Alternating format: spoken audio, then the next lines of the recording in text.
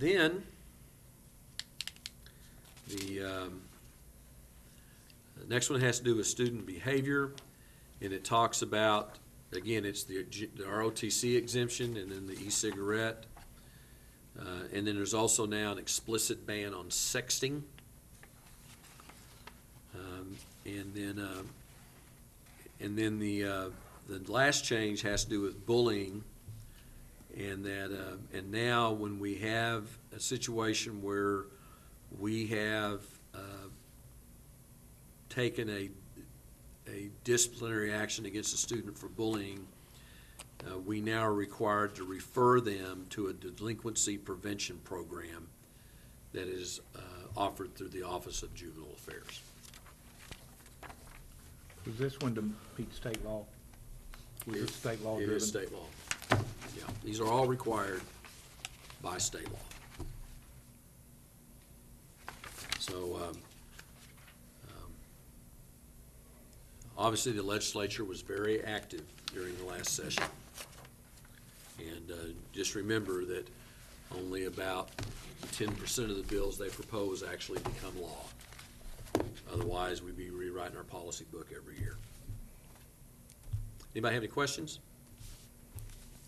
I've met with Dr. Pennington and discussed most of these. The only one I have a question on, and Gary, I think you have been involved a little bit, is on the gun-free policy, the statement that a student is not allowed to possess a weapon within 2,000 feet of public school property. Just kind of clean that one up for us, keep us legal, whatever the law states on that one. I mean, I don't have a personal vendetta against anything on it. We obviously want to meet the law, but on the other hand, I'm a little concerned that we may be overstepping a little bit on a student that is off campus and legally is in possession of a gun. Well, the federal criminal statute has a 1,000-foot distance. I'm not sure where the 2,000 came from. I would recommend that the board consider making the 2,000 feet 1,000 feet to make it consistent with federal law. Now, pro-gun groups worry over interpretations of exceptions in that federal law. We could put a statement in the policy that says, we recognize that there are exceptions that would apply, or we could just leave that alone, understanding that exceptions are just that. I mean, a student shouldn't be disciplined for doing something that might fall into an exception in the federal law. But the 2,000 feet, I think, should be 1,000 feet. Yeah, I guess my concern is a high school kid that's been to the gun safety training. He's driving up 5th Street on his way to go deer hunting or duck hunting or whatever, gets stopped for a traffic ticket. Now, we're probably not going to do anything about it, but the way I interpret this particular ruling is we could suspend that student from school because he was stopped for another purpose, but he did have a gun within X number of feet of the school. That's the hang up I have with Of course, it. if it's unloaded and in the trunk and in a case that meets the exception, then Yeah, and the exception may cover law. it. That was just my concern, that we don't trip some kid up that doesn't deserve it. Remember that the criminal aspects of the federal law are enforced by the police, and we have no control over what they do. I think, we changed to 1,000 feet, that's fine with me, but, I'd have to go back and look at those policies again, but, I think that our policies all talk from a school district disciplinary standpoint, not a legal, not Right. police, but from a school district disciplinary standpoint, our policies only talk about weapons on campus. We don't have anything, there are some things, there's the Gun-Free School Act, and it may have something in it, but I'll have to go back. I know we've had this conversation, I know, multiple times, and Our policy 3.5. Yeah, it's the second does bullet post point that discipline for possessing a weapon within 2,000 feet. okay. And that's inconsistent with federal criminal law, so that's where I would recommend we change it to 1,000. But is it still the same principle, whether it be 1,000 or 2,000, if they're off? I agree with Dr. Pennington. On our facilities or at a school event, we don't want somebody to show up with a gun. But if they're not on our facility, driving down Fifth Street, and they're in possession of a gun, do we really have control and the ability to suspend that student Well, by the law? I mean, I'm not an attorney, I don't know. I think if they're in violation of the federal law, they could be the subject of discipline. But there are exceptions for people that are just happen to be driving through with a gun. Yeah, and maybe we're covered that way. I think so, but I question whether we can discipline a student beyond the 1,000 feet for doing something that doesn't even violate federal law. Yeah, and maybe if we change it to 1,000, I don't know. Let's just take a look at that one. And any other board members that have any question on any of these others, you know, talk to Dr. Pennington or the staff or whoever before next month's meeting, because we'll vote to approve or not approve all of these at next month's meeting. Okay? All right. Anything else on the proposed revised board policies? If not, I'll move on to the next subject. It's the superintendent's report, the accreditation status report from State Department of Education, and the enrollment update. I saw that you'd put out the latest figures Right. last week.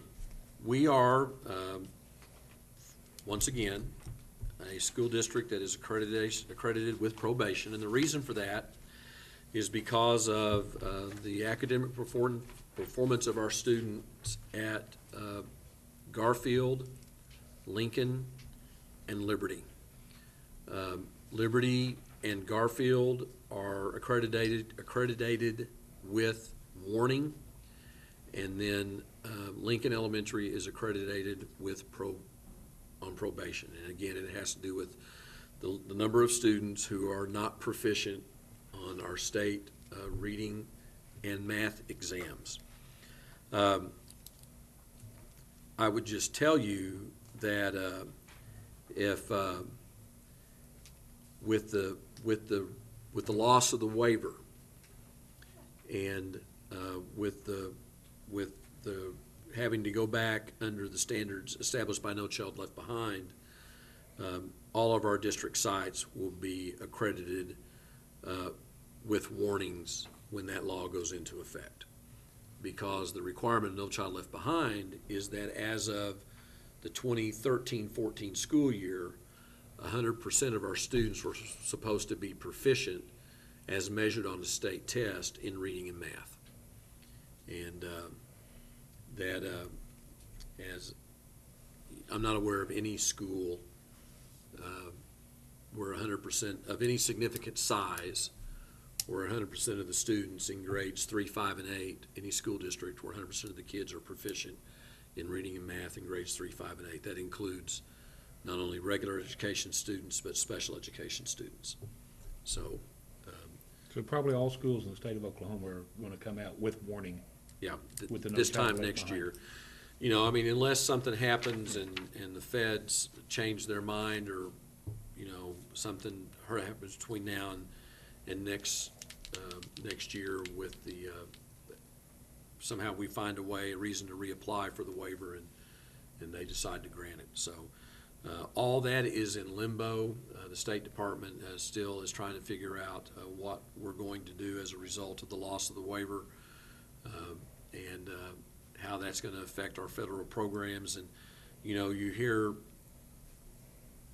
just hear something different every day, it seems like. So part of the problem is that Title I department of the State Department of Education, which oversees an enormous amount of not only paperwork, but oversees a tremendous amount of money, is down to 5 people, that staff. As individuals, because of the impending change in leadership at the State Department. We have I think a lot of those people who have worked in that department have found other employment because they anticipate, regardless who the new state superintendent is, they're probably going to be replacing a lot of leadership in the State Department. So it's just not very functional right now. Wasn't very functional before, but it's less functional now than it's been any time over the last 4 years. So we're all trying to wade through that. We're all in the same situation, and we'll continue. And I would say this, administration and teachers at Lincoln, Liberty, and Garfield face great obstacles. They work very hard. We continue to look at different strategies to improve learning in those sites. We're always looking for different things to do. We just this last week we submitted a grant proposal, applied to become a part of a program that the University of Virginia has put together for low-performing schools, and trying to see if maybe there's something in that program that will help us, maybe show us another way to look at those issues those children face. But again, I'm not sure that at the end of the day that the assessment system that we use is the right assessment system to really track academic growth and progress of students. And hopefully they're starting to have more discussion at the federal level and the state level both about how do we really measure growth, how do we really measure how much students actually learn in a year. And I think that if we can do that, what we would see is those students at Liberty, Lincoln, and Garfield are making tremendous progress. Not where we want them to be. We want to be better, but we are improving. And I think that's all any of us can ask, is those kids are improving. They are learning, and we have assessments that measure that and demonstrate very, very clearly those students are making academic progress, and in some cases are making significant academic progress. So, any questions about our accreditation report? And then the last report I have is attendance or enrollment. And with all my papers, I have to figure out what I did with that. Is that non-adjustment of needs? Well, yeah, but I had some numbers for you. Yeah. What I would tell you is that we're at 5241, and you look at last year's numbers and you can see that we're down about 80 kids over what we were this time last year. But what I would tell you is I think this 5241 is a more accurate reflection of enrollment than what the 5324 was at the same time last year. If you go back and look at our October 1st number, this number of 5241 is very close to what we were October 1st last year. It is about 70 students more than what we were in May at the end of school last year, or we're 50 students more than what we turned in at our end of the year average daily membership, and it's about 30 students more than what we turned in for average daily membership at the end of 2012-13. So why is that important? Our state ed allocation is based upon our weighted average daily membership, which is our average daily membership plus student weights, okay? And so in the allocation that we receive in the summer is based upon the highest of the previous 2 years. So our weighted average daily membership for 2012-13 was higher than our weighted average daily membership for 2013-14, our May numbers. And so what's important is that we are up on average daily membership in October. And so if our October numbers are better than our May 13 or May 14 numbers, then we'll see a little bump in state aid. And right now, this number is higher than our membership in May of 13 or May of 14. So we can hold this together, then hopefully we'll see a little funding increase in October. So what's the difference? Again, if you look at our October 1st numbers, really we're pretty much consistent across the board in numbers. If you look October 1st of 2013 compared to where we are today, the biggest difference is in our 4-year-old program. And our 4-year-old enrollment is almost a little bit over 40 students less than what it was this time last year. The good thing about that is that we have our 4-year-old numbers are not as, our classes are not as full as they've been. We actually have some space available to get them what we consider to be our district number, but they're still would be above if the class size limit laws were in place. Even with our current enrollment, with the spaces we have, we'd still be, our class sizes would be way over that. So we are we're gonna put information out to the public that we have some space available in our 4-year-old program. We turned a lot of people down at the first of the school year because because our pre-enrollment numbers, we thought we were full. As typically happens with those 4-year-old enrollments, even though we don't, we put 4-year-olds where we have space, we don't worry about school attendance zones. Most people prefer to have their 4-year-old in their neighborhood school, especially if they have siblings attending that school. And most of our available 4-year-old space is at a school, is at Lincoln, which is the furthest school away.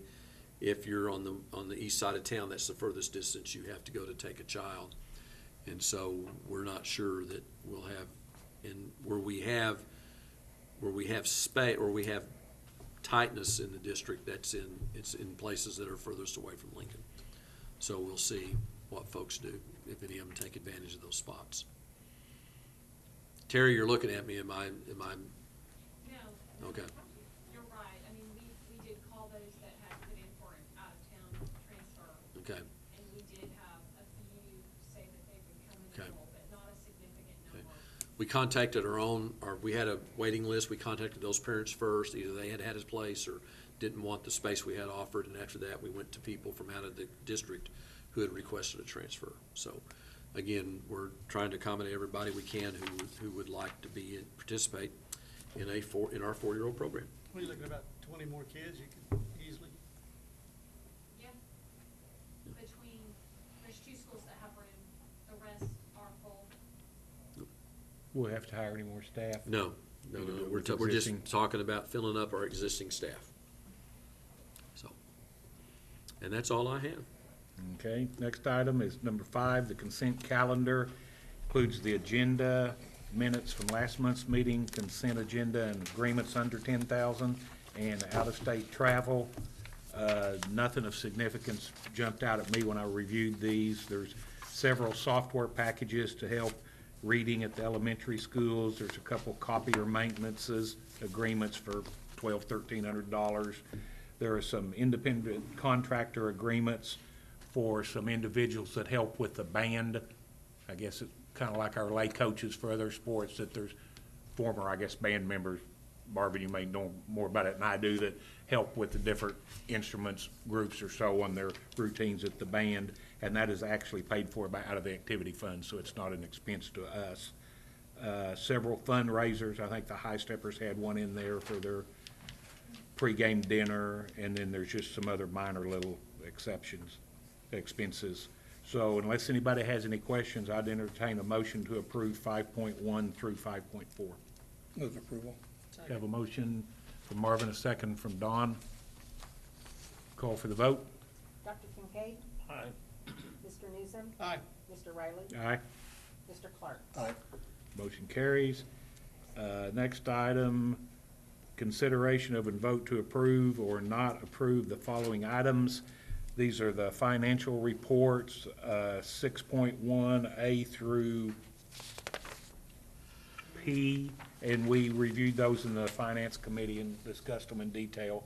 So unless anybody has a question, I'd move for approval from Don, second from Dr. Kincaid. Call for the vote. Mr. Newsom. Aye. Mr. Riley. Aye. Mr. Clark. Aye. Dr. Kincaid. Okay, 6.2, consideration of and vote to approve or not approve estimate of needs for fiscal year 15. I believe this is a state requirement. And Dr. Pennington, you want to explain it a little bit, or Brenda? Well, you know, again, it's just kind of lays out our financial position for the school year. It goes back to, you know, statehood when local communities had an option to vote either somewhere between 1 and 35 mills to support your schools. And so you put the estimate of needs together to show how much revenue you needed in order to operate your schools. And that all went away several years ago when K County, like every county in the state, voted to make that 35 mills permanent. The part of this that you know, we always look at first is that what happened to our net assessed evaluation. And our net assessed evaluation increased $6 million over what it was last year, so that's always a positive. You always want to grow in value. And then the other thing is, what is the millage rate going to be for our bond issues? And, you know, we run our bond issues, and we make every effort to keep our bond issues at 22 mills. And the millage rate for bond issues next year, or for this year, will be 21.94, I believe. So we're under the 22 mil cap that we kind of have self-imposed on ourselves. So we were hoping to see a little bit more revenue growth. You know, we've all seen the oil wells being drilled in the area, and we've seen, I know that there's been another pipeline that's come through the district, and you know, you just always have to remember that it's what's operational as of January 1st. So if an industry makes a big improvement, but it doesn't come online until after January 1st, then it doesn't go on the tax rolls till the next January 1st. So I think that the new tower that they put at Conoco came into play after January 1st, and so but I anticipate hopefully next year, as you know, the county assessor has hired a firm that is out looking at all gas and oil collection equipment that's across the county, and so we anticipate that there will probably be some revenue that will increase next year, just because again, it's impossible for that assessor to keep up with all of that without hiring some help, and they do that every few years, and they'll find it, you know, either a well that's not been reported, or maybe an oil gathering station or a gas gathering station that's been installed someplace that hasn't been reported yet. So hopefully we'll have some more revenue turn up next year, and again, as our community continues to keep hearing good reports about facilities that are going to get ready to be built, and so hopefully we'll continue to grow. So with that said, I'll look for a motion to approve 6.2, the estimate of needs for fiscal year 15. So moved. Motion from Don, a second. From Marvin. Call for the vote. Mr. Riley. Aye. Mr. Clark. Aye. Dr. Kincaid. Mr. Newsom. Aye. Motion carries. 6.3, consideration of and vote to approve or not approve the following applications for deregulation from the Oklahoma State Department of Education. We had a couple of these last meeting also. It's a state requirement. We've got a teacher, I believe, one's at the high school and one's at East, that are willing to give up their planning period to teach a couple classes that we're shorthanded in. We've kind of been caught short with some retirements, resignations, and it's a state requirement that we have to approve, allowing them to give this up, for which we pay them a stipend for doing it. Is that enough said Correct. about that? Mm-hmm. Do I have a motion to approve 6.3, both A and B? I so move. Motion from Dr. Kincaid. Do I have a second? Second. Second from Don. Call for the vote. Mr. Clark. Aye. Dr. Kincaid. Aye. Mr. Newsom. Aye. Mr. Riley. Motion carries. 6.4, consideration of and vote to approve or not approve agreement with Discovery Education to provide streaming services for the district. This is a long-term arrangement we've had. This is basically the Discovery Channel on television. I think it's $15,000 a year for the schools, the teachers, et cetera, to have access to the databases and all the information that's on the Discovery Channel. I understand it's used quite a bit at the schools. Yeah. It's Discovery and National Geographic, so it's really high-quality programming. Move for approval. Have a motion from Don to approve I second 6.4 and a second from Dr. Kincaid. Call for the vote. Mr. Clark? Aye. Dr. Kincaid? Aye. Mr. Newsom? Aye. Mr. Riley? Aye, motion carries. 6.5, consideration of and vote to approve or not approve a proclamation for Drive for Pledges Day of September 19, 2014. I believe this is a nationwide event that will identify September 19th as a pledge to not text while driving, and that there's a proclamation that the school Right. system would sign joining into the nationwide. You know, generally, the mayor, you know, it's kind of a mayor school district. We're actually gonna do ours on the 18th because we're out of school on the 19th. But, Anybody have any questions on that? Move Dr. for Pennington? Have a motion from Don to approve, Second. second from Mr. Clark. Call for the vote. Dr. Kincaid? Aye. Mr. Newsom? Aye. Mr. Riley? Aye. Mr. Clark? Aye. Motion carries. 6.6, consideration and vote to approve or not approve a proposed executive session for the following purposes: to discuss the possible termination, reassignment, resignation, and employment of personnel on the attached detailed personnel report, or to discuss confidential conversation with the board's attorney concerning pending claims and litigation, or to discuss the purchase of appraisal of real property, and/or to discuss negotiations. that's it. We need one. Do I have a motion, move to executive session? So moved. Motion from Don, a second. From Dr. Kincaid, call for the vote. Mr. Newsom? Aye. Mr. Riley? Aye. Mr. Clark? Aye. Dr. Kincaid? Motion carries. We'll go to executive session. The board president, being myself, will state that the minutes of the executive sessions were kept by the board minutes clerk and will remain confidential. Vote to approve or not approve. 6.9, recommendations for termination, reassignment, resignations, and employment of personnel. Do I have a motion to approve? Yes. From Don. Second. Second from Dr. Kincaid. Call for the vote. Mr. Newsom? Aye. Mr. Riley? Aye. Mr. Clark? Aye. Dr. Kincaid? Aye. Motion carries. 7.0, new business. Anybody have any new business? Then we'll go to 8.0, adjournment. A motion to adjourn. You don't want to Well, stay surely you here. guys wanna go home. Yeah. Second. I move we adjourn. Have a motion and a second from Don. Don. Call for the vote, Jan. Mr. Riley? Aye. Mr. Clark? Aye. Dr. Kincaid? Aye. Mr. Newsom? Aye. Motion carries. We are adjourned.